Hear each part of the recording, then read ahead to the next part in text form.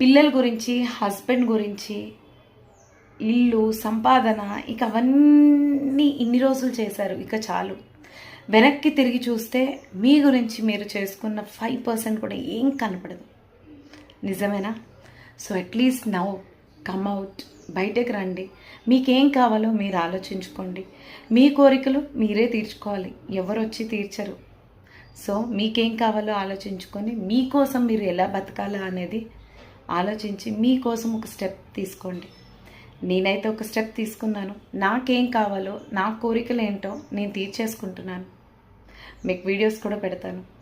So మీదే next chance miss చేసుకోవద్దు. Age పోయింది, మళ్ళీ రాదు. నిజమేనా? మీరు సంపాదించి మూటలు కట్టి మీరు రిలాక్స్ అయ్యేసరికి మీకు 60 years వస్తుంది.